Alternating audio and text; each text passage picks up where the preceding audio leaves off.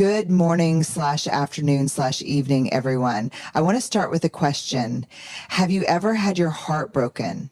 Not just romantic heartbreak, but the kind of grief that makes it hard to breathe. The loss of someone you love, a relationship, a dream, or even the person you used to be. Grief and growth are not opposites. This is one of the biggest misconceptions we have about healing. We tend to think of grief as something we need to overcome, something that needs to be left behind so that we can move forward into growth, strength, and resilience. But the truth is, grief and growth happen at the same time. They are not separate processes, and they do not exist on opposite ends of a timeline. Growth doesn't begin when grief ends.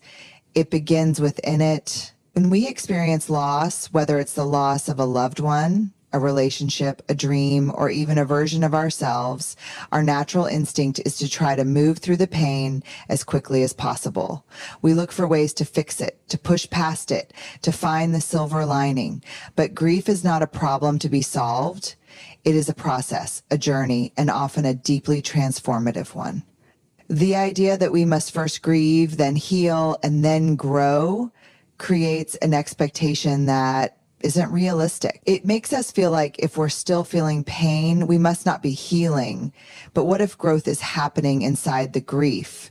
What if the pain and the healing are not separate but intertwined? Grief changes us. It breaks us open in ways we never expected. It strips away our illusions of control, exposing the raw, tender parts of us that we often try to hide.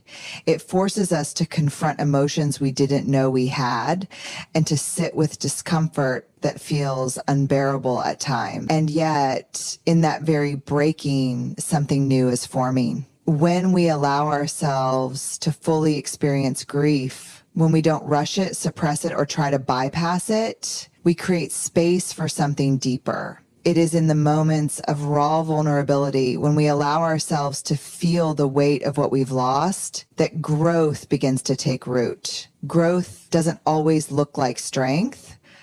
It often looks like sitting with pain and not running from it. It looks like waking up each day and choosing to keep going even when it feels impossible. It looks like allowing ourselves to cry, to question, to break down, and to be held by the people who love us. Growth is not the absence of grief. It is what happens when we allow grief to soften us rather than harden us. We live in a culture that idolizes resilience in a way that often dismisses the reality of suffering. We celebrate the people who bounce back, who move on quickly, who turn their pain into purpose with speed and determination. But real resilience is not about speed, it's about depth. It's about allowing grief to shape us in a way that makes us more whole, not less. True growth is not about getting back to who we were before the loss. It's about becoming someone new, someone who carries both love and loss, joy and pain, hope and heartache all in the same breath. One of the most powerful things we can do is to let go of the idea that grief and growth are separate. Instead of waiting for the pain to pass so that we can begin to heal, we recognize that healing is happening in the middle of the pain. Growth is not a destination we reach after grief. It is a process that unfolds within it. When we understand this, we stop fighting so hard against our own experience. We stop seeing pain as an enemy and instead recognize it as a teacher, as something that, if we allow it, can shape us into deeper, more compassionate, and more authentic versions of ourselves. The truth is, we will never be the same after loss. We are not meant to be. But that doesn't mean we are broken beyond repair. It means we are being reshaped. We are learning how to carry both the love and the loss, how to hold space for our grief while also making room for joy. We are growing even when we can't see it. We are healing even when it still hurts. Grief and growth are not opposites. They are partners in the process of becoming. The myth of moving on is one of the most damaging misconceptions about grief. We are told in both direct and indirect ways that healing means reaching a point where the pain no longer exists, where we have put the past behind us and stepped fully into a new chapter. The expectation is that with time, we will somehow outgrow our sorrow, that we will return to who we were before loss changed us. But grief doesn't work like that. It doesn't follow a linear path, and it certainly doesn't adhere to the idea that one day we simply move on. Grief is not something we outgrow. It is something that becomes part of us, woven into the fabric of who we are. The idea that healing means leaving it behind sets people up for unnecessary guilt and shame when they find themselves still feeling the weight of their loss months, years, or even decades later. There is this unspoken pressure to reach a point where the loss no longer affects us, as if still feeling sadness means we have somehow failed at healing. But in reality, grief is not a task to complete. It is a process that ebbs and flows, that resurfaces in unexpected moments, that becomes part of the landscape of our lives. People often talk about closure as if it is a door we can shut. They assume that with enough time, we should be able to put our pain behind us and walk forward without looking back. But real grief does not work that way. We do not get over the loss of someone we love, the loss of a dream, the loss of a life we once knew. We learn to carry it differently. We learn how to integrate it into our lives in a way that allows us to keep moving forward, not by erasing the pain, but by learning how to hold both sorrow and joy at the same time. There are moments when grief feels distant, like a quiet echo rather than a sharp wound. And then, without warning, it rushes back in. A song, a scent, a familiar place. Suddenly we are right back in the center of our loss, feeling it as intensely as we did the first time. This is not regression. This is not proof that we haven't healed. This is simply the way grief works. It is not a straight path. It is a continuous unfolding, a process that changes over time, but never truly disappears. The expectation that we must move on creates an added layer of suffering. It makes people feel as though they are failing when they still feel sadness, as if they are holding on too tightly to something that should have been let go. But grief is not something we cling to. It is something that stays with us because love stays with us. The depth of our grief is a reflection of the depth of our love, and love does not have an expiration date. Healing is not about reaching a point where we no longer feel pain. It is about learning how to coexist with it, how to create a life where grief has a place but does not consume everything. It is about allowing ourselves to feel sadness without believing that sadness means we are stuck. It is about understanding that we can move forward without leaving our loss behind. We carry it with us in different ways, sometimes as a quiet presence, sometimes as an aching reminder, but always as part of who we are. What we need is not permission to move on, but permission to move forward with our grief still present. We need to recognize that grief is not a burden to be shed, but a part of our story. We are not meant to be the same people we were before loss touched us, and that is not something to fear. That is the reality of being human, of loving deeply, of experiencing life in all its beauty and pain. Grief does not mean we are broken. It means we have lived, we have loved, and we continue to carry those we have lost with us in the way we live going forward. Name it to tame it. One of the hardest things about grief is how overwhelming and all-encompassing it can feel. It doesn't just affect our emotions, it affects our bodies, our minds, and the way we move through the world. It can feel like a storm, chaotic and uncontrollable, making it hard to understand what's happening inside us. And when we don't understand it, we often try to push it away, suppress it, or ignore it. But grief doesn't disappear when we avoid it. It just finds another way to surface. There's a reason why putting words to our emotions is so powerful. Neuroscientists have found that when we name our feelings, we actually reduce their intensity. Dr. Dan Siegel calls this process "name it to tame it," because when we acknowledge what we are experiencing, we activate the parts of our brain that help regulate emotion. This doesn't mean that naming grief makes it go away, but it does mean that it becomes more manageable. When we put words to our sadness, our anger, our confusion, we begin to process them in a way that helps us move through them instead of feeling consumed by them. Grief is complex. It's rarely just one emotion. It can be sadness, anger, guilt, relief, numbness, all at once. But when we don't take the time to name these feelings, they can feel like a giant, unidentifiable weight pressing down on us. We might find ourselves snapping at people we love, shutting down emotionally, or feeling exhausted without really knowing why. This is what happens when unprocessed grief takes up space in our bodies and minds. But when we pause and ask ourselves, what am I actually feeling? We create clarity. We recognize that the anger we feel might really be sadness in disguise, that the numbness might be our brain's way of protecting us from pain, that the guilt might be a sign of how deeply we care. There is so much power in saying, I am grieving. Just those 3 words alone create space for honesty, for self-compassion, for understanding. When we name what we are experiencing, we stop fighting against it and start working with it. We stop telling ourselves we should be feeling something different and instead allow ourselves to feel what is actually there. And when we do that, we begin to find a path forward, not out of grief, but through it. Grief can make us feel isolated, even in a room full of people. It can feel like no one truly understands what we're going through, like we are carrying something invisible that no one else can see. But when we name our grief, when we say it out loud, write it down, share it with someone we trust, we give others the chance to see us, to support us, to remind us that we are not alone. There is nothing weak about acknowledging pain. It takes courage to say, this hurts. I don't know how to move through this. I am struggling.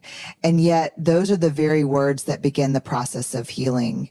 When we don't name our grief, it often finds other ways to show up. Maybe it comes out as irritability, as shutting people out, as a loss of motivation. Maybe it disguises itself as physical exhaustion, headaches, or a constant sense of unease. Our emotions don't just disappear because we refuse to look at them. They find their way into our lives in ways we don't always recognize. But when we pause, when we take the time to sit with our emotions instead of running from them, we give ourselves the opportunity to heal in a way that is intentional rather than reactive. Naming grief doesn't mean we have to have all the answers. It doesn't mean we have to fix anything right away. It simply means we are willing to be honest about where we are. It is a way of telling ourselves, this is what I'm feeling, and that's okay. And sometimes that small act of self-acknowledgement is the first step toward finding our way through the darkness. Let yourself be seen. One of the most difficult things about grief is how isolating it can feel. Even when we are surrounded by people, even when we know others care about us, there is a part of grief that makes us want to retreat, to turn inward, to carry the pain alone. Sometimes it's because we don't have the words to describe what we're feeling. Sometimes it's because we don't want to burden others. And sometimes it's because we fear that if we let people see how much we're hurting, they won't know what to do with it. But the truth is, grief was never meant to be carried alone. We are wired for connection, for community, for being held in times of sorrow. When we shut people out, we deprive ourselves of one of the most healing forces available to us, human connection. There is something powerful about being witnessed, about having someone sit with us in our pain without trying to fix it, without offering platitudes or rushing us to move on. Just being seen, truly seen, is sometimes enough to remind us that we are not alone, that our grief is valid, and that we are still connected to the world, even when everything feels like it's falling apart. Letting ourselves be seen does not mean we have to share our grief with everyone.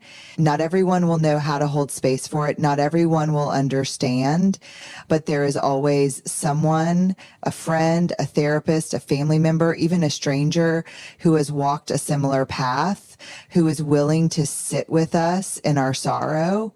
The challenge is allowing ourselves to reach out, to be vulnerable enough to say, I am struggling. I need support. That kind of honesty takes courage.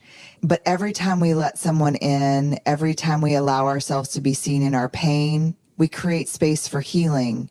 Grief thrives in isolation. When we keep it bottled up inside, when we pretend we're fine, when we put on a brave face for the world, it doesn't actually go away. It lingers beneath the surface, waiting for an outlet. And when we suppress it for too long, it often finds other ways to manifest through anxiety, through exhaustion, through a deep sense of emptiness that we can't quite explain. But when we let ourselves be seen, when we open up about what we're feeling, we allow grief to move, to shift, to be processed rather than buried. There is a kind of relief that comes from being able to say, this is hard, and having someone respond with, I see you, I hear you, I'm here with you. No advice, no solutions, just presence.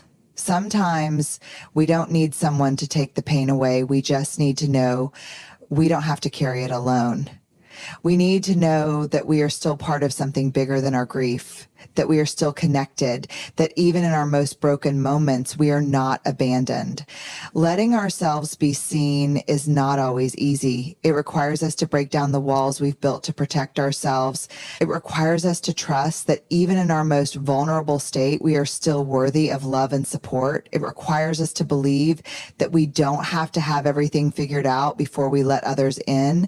But every time we choose connection over isolation, every time we choose to share instead of suppress, we give ourselves the opportunity to heal in a way that is deeper, more honest, and more sustainable. We are not meant to grieve alone. We are not meant to carry the weight of loss in silence. When we allow others to see us, not just the parts that are strong, but the parts that are hurting, we invite love, understanding, and connection into our healing process. We remind ourselves that even in grief, we belong.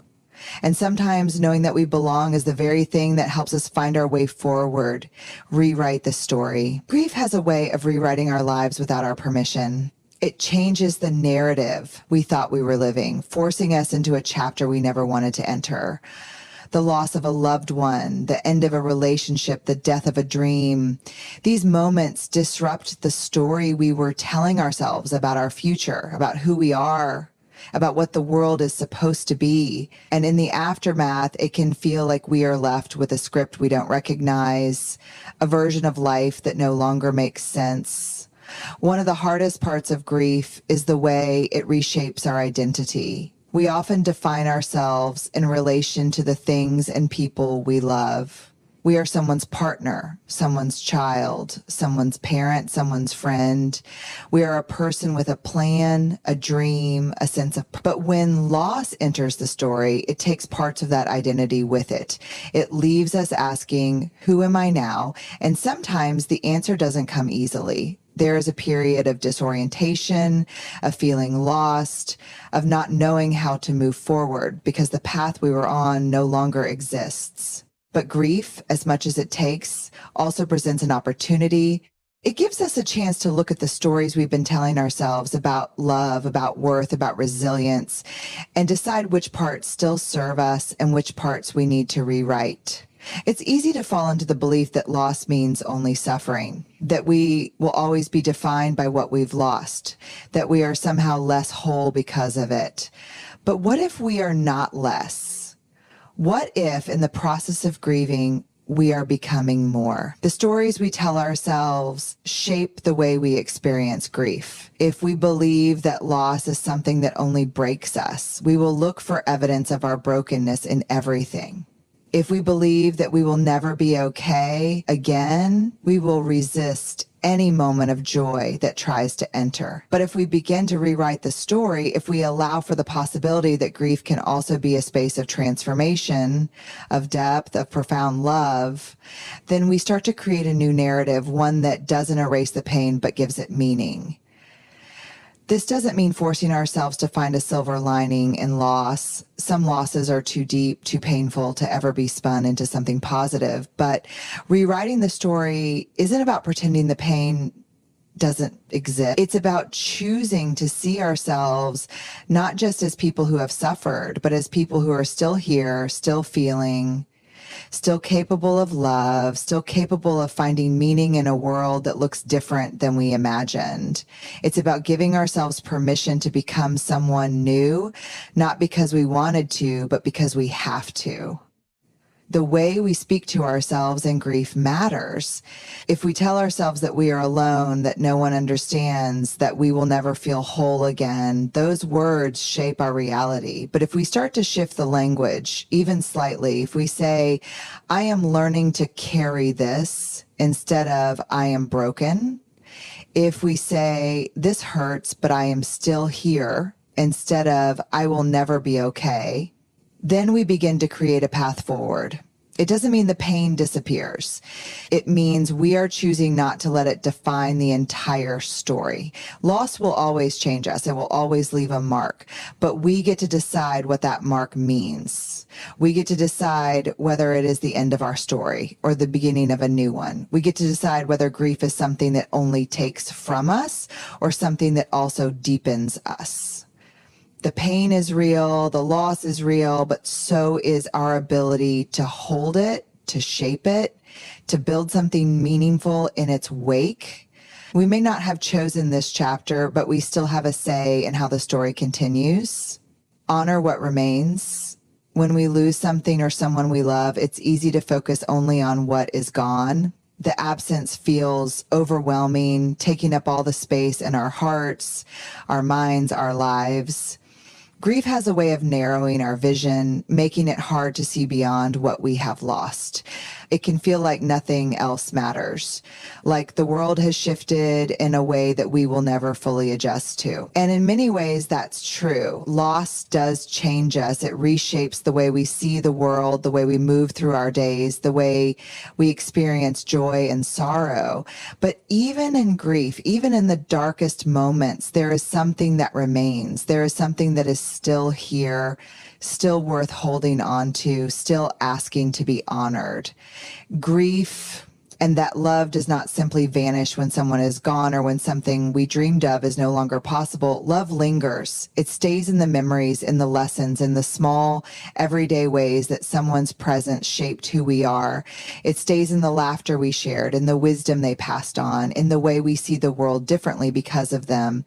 It stays in the rituals, in the stories, in the quiet moments when we still feel their presence, even when they are not physically here. Honoring what remains means making space for that love, even in grief. It means allowing ourselves to remember, even when remembering hurts. It means keeping traditions alive, sharing stories, carrying forward the values that mattered most.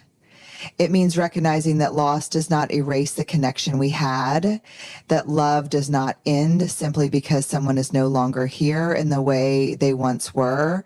It means allowing ourselves to continue the relationship in a different form, not through physical presence, but through memory, through meaning, through the way we continue to live. There is a deep human need to keep those we love close, to find ways to ensure that their impact is not forgotten. Some people do this through storytelling, passing down memories so that a part of that person continues to exist in the hearts of others. Some do it through action, dedicating themselves to causes that mattered to the one they lost, finding purpose in carrying forward their legacy. Others do it in quieter, more personal ways, wearing a piece of their clothing, listening to their favorite music, cooking their favorite meal. There is no right or wrong way to honor what remains. What matters is that we allow ourselves to do it, that we don't silence the parts of us that still feel connected, still feel love, still feel the presence of what was. It's easy to think that moving forward means letting go, that healing requires us to leave the past behind. But honoring what remains is not about holding on to the past in a way that keeps us stuck. It is about recognizing that some things are meant to stay with us, that some connections are too deep to be broken by time or distance or even death. It is about understanding that grief is not a detour from love, but an extension of it. We do not grieve what we did not love, and if the love is still here, then we have the choice to let it shape us, to let it continue to be part of who we are. Honoring what remains also means honoring ourselves, honoring the ways we have survived, the ways we have kept going, even when it felt impossible. It means recognizing that we are still here, that we are still capable of love, that even in grief, there is life left to live. It means making space for both sorrow and joy, for both what we have lost and what we still have. It means allowing ourselves to find meaning not in spite of grief, but alongside it. It means remembering that love once given does not disappear. It stays, it transforms, it remains. Grief is not something we move on from. It is something we learn to carry, something that becomes part of who we are. But carrying grief does not mean we are meant to be stuck in it. It does not mean we are meant to suffer in silence or live in the shadow of what we have lost. Moving from grief to growth is not about leaving pain behind. It is about allowing it to shape us in ways that make us deeper, more open, more connected. It is about naming what we feel so that it doesn't consume us, allowing ourselves to be seen so that we don't have to carry it alone, and rewriting the story so that grief is not the only thing that defines us. It is about honoring what remains, finding meaning in what still exists, and recognizing that even in the midst of loss, love does not disappear. The process of growth is not linear, and it is not about rushing to find closure. It is about giving ourselves permission to feel, to heal, and to keep going, not in spite of grief, but with it. Healing does not mean forgetting. Moving forward does not mean letting go. It means making space for both the sorrow of what was and the possibility of what can still be.